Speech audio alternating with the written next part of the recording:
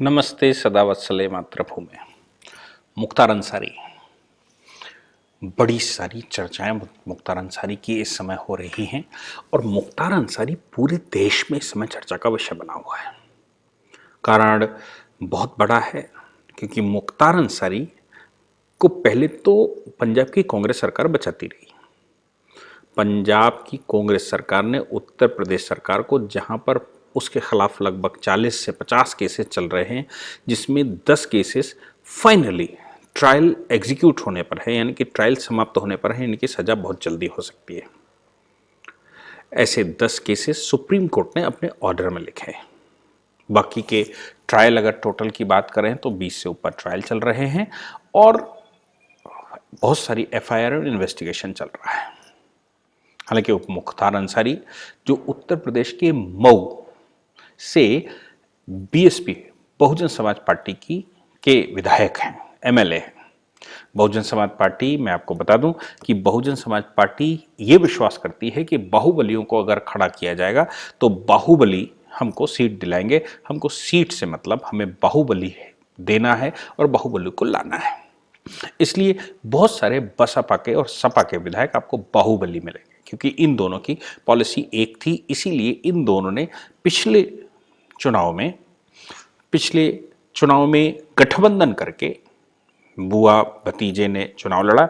हश्र उनका बड़ा बुरा हुआ, वो अलग बात है। अब यहां पर एक बड़ी समस्या है। बड़ी समस्या यह है कि मुख्तार अंसारी को जब पंजाब सरकार ने बचाने का पूरा प्रयास किया, यानी कि स्टेट स्पॉन्सर्ड जो उसको बचाने के लिए स्टेट ने स्पॉन्सरशिप ली, जिसको हम कहें कि government protection to the to criminal, एक क्रिमिनल का गवर्नमेंट प्रोटेक्शन होना। लेकिन उत्तर प्रदेश की सरकार जिस स्थिति में आज है, लोगों का ऐसा भी मानना है कि उत्तर प्रदेश में गाड़ियां बहुत पलट रही हैं। लोगों का ऐसा भी मानना है कि क्रिमिनल्स उत्तर प्रदेश में सरकार की जेलों से भागने का प्रयास कर रहे हैं। यानी कि सरकार जब उनको एक स्थान से दूसरे स्थान ले जाकर जेलों में बंद करना चाहती है या उनके खिलाफ इन्वेस्टिगेशन करना चाहती है, तो उनको लगता है कि अगर उत्तर प्रदेश की इस पुलिस से हम भाग जाएं, उत्तर प्रदेश की इस सरकार से अभी हम फिलहाल बच गए और सरकार के जाने का इंतजार किया जाए, तो फिर मेरी लाइफ बच सकती है। नहीं तो जेल होना स्वाभाविक है और निश्चित है कि मुझे जेल हो जाए, और यह भी संभव है कि इतने सारे केसेस किए हैं कि फांसी की सजा भी हो जाए। इसलिए जब वो भागने का प्रयास करते हैं तो उत्तर प्रदेश की सरकार इस समय फ्री हैंड की सरकार है, और फ्री हैंड की सरकार इस स्तर की है कि इनकाउंटर में वो बहुत सारी बड़ी संख्या मारी जाती है।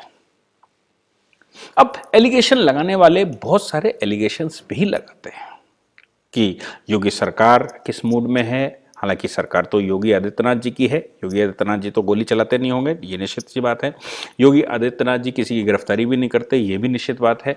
और योगी आदित्यनाथ जी किसी को मारने की ऑर्डर भी नहीं करते होंगे, ये भी निश्चित है।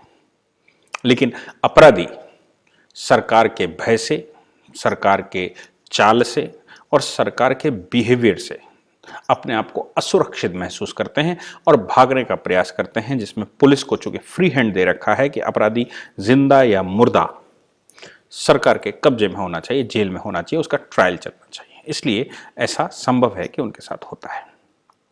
मुख्तार अंसारी की घर वापसी होना तय है, और घर वापसी, केरल की घर वापसी भी पीछे वाले एक लेक्चर में आपने देखी होगी कि केरला में किस प्रकार से 47% लोगों ने जो कि कन्वर्ट हो गए थे, उनकी घर वापसी हुई। मुख्तार अंसारी की घर वापसी क्या होनी है और किस प्रकार की घर वापसी होनी है, इस पर हम चर्चा कर लेते हैं। मुख्तार अंसारी ने अपने आप को बचाने का बहुत प्रयास किया। वो ऑनरेबल सुप्रीम कोर्ट में गया। ऑनरेबल सुप्रीम कोर्ट में माननीय जस्टिस अशोक भूषण जी की कोर्ट में वो मुकदमा लगा, और उनके सामने जाने के लिए या उनसे बचने के लिए उन्होंने बड़े सारे प्रयास किए। वो प्रयास कुछ इस प्रकार के भी हुए कि साहब, उत्तर प्रदेश सरकार कैसे हमको ले सकती है, मेरे भी कुछ फंडामेंटल राइट है और मेरा संबंध अंसारियों से है, जिसमें हामिद अंसारी मेरे चचा जान हैं और हामिद अंसारी साहब के जैसे लोग हमारे परिवार में पैदा हुए हैं, इसलिए हमको बदनाम करने का पूरा प्रयास किया जा रहा है।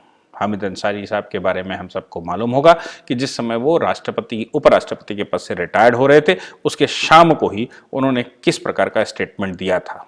हामिद अंसारी साहब के बारे में हमने सबने देखा भी होगा कि जिस समय सभी लोग झंडे को, ध्वज को सैल्यूट करते हैं, तो हामिद अंसारी किस प्रकार का वक्तव्य, किस प्रकार से अटेंशन देते हैं, ये सब कुछ हमने खूब देखा हो। उन्हीं हामिद अंसारी के लिए के नाम का इस्तेमाल सुप्रीम कोर्ट में किया गया। हालांकि वो नाम सुप्रीम कोर्ट में उनको बचा नहीं पाया और सुप्रीम कोर्ट ने कहा कि जो ट्रायल है, पहले ट्रायल होना चाहिए, स्टेट स्पॉन्सर्ड प्रोटेक्शन नहीं दिया जा सकता। इसलिए उत्तर प्रदेश मोहाली की जेल से मोहाली रूपनगर की जेल से उनको बांदा जेल शिफ्ट किया जाए। अब सुप्रीम कोर्ट के ऑर्डर के बावजूद मुख्तार अंसारी ने सीजेएम, या मैं कहूं कि JMFC judicial magistrate first class Mohali, Amit Bakshi उनका नाम है, उनकी अदालत में अपना केस डाला। एम्बुलेंस पर गए। अब ये सवाल इसमें पैदा हुआ कि वो एम्बुलेंस किसकी थी। बहुत सारी कंट्रोवर्सी फैली हुई है। एम्बुलेंस पर, व्हीलचेयर पर गए, कुछ ड्रामा दिखाने के लिए वहां पहुंचे कि साहब मैं बहुत बीमार हूं, मुझे स्ट्रोक आ सकता है, मुझे हार्ट अटैक हो सकता है, इसलिए मेरे साथ एक डॉक्टर का पैनल अपॉइंट किया जाए। पैनल इसलिए क्योंकि उनको लगा कि कहीं मेरी गाड़ी भी पलट ना जाए, कहीं मैं विक्टिम ना हो जाऊं। स्वाभाविक सी बात है कि उत्तर प्रदेश में जो लोगों ने भागने का प्रयास किया है, उनके साथ उत्तर प्रदेश सरकार ने कोई नरमी नहीं बख्शी और उनको भागने भी नहीं दिया, और जो ज्यादा ही भागने का प्रयास किया, जिन्होंने काउंटर किया, उनका इनकाउंटर भी हो गया। इसलिए इन्होंने व्हीलचेयर का ड्रामा दिखाया। हालांकि ये गए तो अच्छे के लिए गए थे, जिसको हम लोग कहते हैं कि गए थे हरिभजन को ओटन लगे कपास। हम भगवान का भजन करने गए थे और थोड़ी सी रुई लेकर लेने गए थे कि रुई का दिया जलाकर भगवान का भजन करेंगे, और वहां रुई का बड़ा भंडारण दिख गया तो वहां रुई निकालने लगे और रुई निकालने के व्यापार में पड़ गए और भगवान को भूल गए। वही कि बात है खेत की, पहुंचते खलियान में। तो कुछ करने गए थे लेकिन फंस गए कहीं और। कहां फंस गए? एक प्राइवेट एम्बुलेंस जिसका नंबर बाराबंकी का है, एक प्राइवेट एम्बुलेंस के माध्यम से वो कोर्ट पहुंचे। हाँ, प्राइवेट एम्बुलेंस पर जब कोर्ट पहुंचते हैं, हालांकि कानूनन अगर एप्लीकेशन किया जाए उस सरकार को कि साहब मैं बीमार हूं, तो एक प्राइवेट एम्बुलेंस हायर की जा सकती है, लेकिन वो प्राइवेट एम्बुलेंस का पैसा तो ये ही देगा, मतलब जो वो फैसिलिटी चाहता है। अलग से अगर जेल के डॉक्टर ने रिकमेंड नहीं किया है, तो ऐसी परिस्थिति में एम्बुलेंस का पैसा वो व्यक्ति देगा जिसने एम्बुलेंस की डिमांड की है। लेकिन एम्बुलेंस की फैसिलिटी केवल डिमांड करने का अधिकार है, वो एम्बुलेंस प्रोवाइड करवाएगी राज्य सरकार। कि वो किस प्रकार की एम्बुलेंस में, सरकारी एम्बुलेंस, प्राइवेट एम्बुलेंस, कैसा उसको लेकर चलेंगे। अब राज्य सरकार का इसमें मानना है, जब ये फसड़ फंस गई, उत्तर प्रदेश सरकार ने बाराबंकी के उस हॉस्पिटल में जिसके नाम से वो एम्बुलेंस रजिस्टर्ड है, पता करने का कोशिश किया तो मालूम पड़ा कि एम्बुलेंस रिटायर्ड हो चुकी है, हॉस्पिटल भी बंद हो चुका है। कोई कहता है हॉस्पिटल चालू है, कोई कहता है इन्वेस्टिगेशन चल रहा है, और बहुत कुछ। लेकिन उत्तर प्रदेश सरकार ने इसको बड़े महत्वता से लिया, यानी कि बहुत संज्ञान में लिया और पंजाब सरकार को कह डाला कि आप मुझे जवाब दें कि आपके यहां मुख्तार अंसारी अपनी प्राइवेट गाड़ी से कैसे जा रहा था। पंजाब सरकार के पास कोई जवाब नहीं था, तो उन्होंने सिर्फ इतना ही कहा कि वो एम्बुलेंस के फेक डॉक्यूमेंट हमारे पास लगाए गए थे, वो एम्बुलेंस फेक थी और प्राइवेटली एम्बुलेंस हायर की जा सकती है। लेकिन जो महत्वपूर्ण बात वो नहीं बता रहे हैं कि प्राइवेट एम्बुलेंस हायर तो की जा सकती है, लेकिन कौन हायर करेगा? क्या डायरेक्ट एक्यूज्ड हायर कर सकता है या सरकार हायर करेगी, पेमेंट वो देगा? ये दोनों महत्वपूर्ण बात है। तो राज्य सरकार ने किसी भी प्राइवेट एम्बुलेंस में किस आधार पर किसी व्यक्ति को बैठा देकर भगाने का प्रयास था? क्या राज्य सरकार ये कहना चाहती है कि आप हमारे दामाद हैं, आप हमारे यहाँ पंजाब में जो चाहें वो कर सकते हैं, जेल के अंदर भी, जेल के बाहर भी, एम्बुलेंस में भी, और हम आपको पूरी फैसिलिटीज आपके अनुसार देंगे? या फिर वो जेल मैनुअल के अनुसार या कानून व्यवस्था से एप्लीकेशन करने वाले व्यक्ति की एप्लीकेशन पर पैसे लेकर स्वयं एक एम्बुलेंस हायर करेंगे? पंजाब सरकार जिस प्रकार से उनके पक्ष में खड़ी है और जिस प्रकार से उनकी मदद कर रही है, उन सब से ये जाहिर होता है कि पंजाब सरकार बिल्कुल खुला समर्थन कर रही है। लेकिन एम्बुलेंस प्रकरण में फंस तो गए ही हैं अंसारी। अब जब अमित बख्शी की अदालत में वो मामला गया तो मेडिकल ग्राउंड बताया गया। मेडिकल ग्राउंड पर उन्होंने जब सुप्रीम कोर्ट का ऑर्डर पढ़ा तो सुप्रीम कोर्ट का ऑर्डर पढ़ने के बाद उन्होंने कहा कि ये सारे ग्राउंड जो आपने हमारी अदालत में लगाए हैं ऑनरेबल सुप्रीम कोर्ट में ऑलरेडी लगा चुके हैं, और चूंकि सुप्रीम कोर्ट में लगा चुके हैं और सुप्रीम कोर्ट ने उसके बावजूद आपके ट्रांसफर का ऑर्डर किया और मेरे लिए कोई डायरेक्शन नहीं है, इसलिए सुप्रीम कोर्ट के ऑर्डर का पालन करना ही मेरा एक दायित्व बनता है। आपकी घर वापसी होनी तय है। अब मुख्तार अंसारी, मैं बार बार कह रहा हूं कि मुख्तार अंसारी नहीं आना चाहता। क्यों? क्योंकि जो मुकदमे यहां चल रहे हैं और उनमें 10 मुकदमे ऐसे हैं जो मर्डर, अटेम्प्ट टू मर्डर के हैं, जिनमें सजा होना लगभग तय है, यानी कि वो फाइनल स्टेज पर है। और अगर सजा उसमें सजा मौत का ऑर्डर हो गया तो योगी सरकार तो आप जानते ही कि उसने क्या करना है। योगी जी किसी प्रकार से कोई मुआफी देने वाले नहीं है। पंजाब से जब वो आ रहे होंगे बांदा जेल में तो रास्ते में अगर भागने भूगने का कोई पेशाब करने गया, कुछ और हुआ, भागने भूगने का प्रयास करेंगे तो भी उत्तर प्रदेश सरकार बख्शने वाली नहीं है।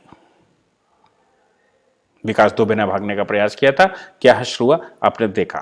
जितने अपराधियों ने उत्तर प्रदेश पुलिस से भागने का प्रयास किया, Uttar Pradesh police right now is in action. वो एक्शन में पुलिस है और वो अपना काम कर रही है। मुख्तार अंसारी इन मामलों में अगर जेल पहुंच जाता है, बांदा जेल तक, तो फिर ट्रायल में उसको सजा होना तय है। और भागने का प्रयास करता है तो आपको मालूम है कि कोई भी पुलिस देश की क्या करेगी। मुख्तार अंसारी पूरी शक्ति लगा रहा है, लेकिन मुख्तार अंसारी की घर वापसी यानी कि बांदा जेल वापसी, उत्तर प्रदेश वापसी तय है। इसलिए मुख्तार अंसारी को अपने घर आना ही होगा और सुप्रीम कोर्ट के ऑर्डर का पालन चूंकि होना है, तो ऐसी परिस्थिति में प्राइवेट एम्बुलेंस मामले में मुझे लगता है कि उत्तर प्रदेश सरकार सुप्रीम कोर्ट तक जरूर जाएगी और इस मामले को खोलने का प्रयास करेगी कि अपनी प्राइवेट एम्बुलेंस में क्यों गया मुख्तार अंसारी और वो सरकारी रिकॉर्ड पर क्यों नहीं है। लेकिन यह निश्चित है कि अब सुप्रीम कोर्ट के ऑर्डर के अनुसार घर वापसी निश्चित है। यहां घर वापसी का मतलब रिलीजन से वापसी नहीं है। घर वापसी का मतलब उसका जो ओरिजिनल उत्तर प्रदेश घर है, जहां योगी आदित्यनाथ जी की सरकार है, उस उत्तर प्रदेश अपने घर में वो जरूर आएगा।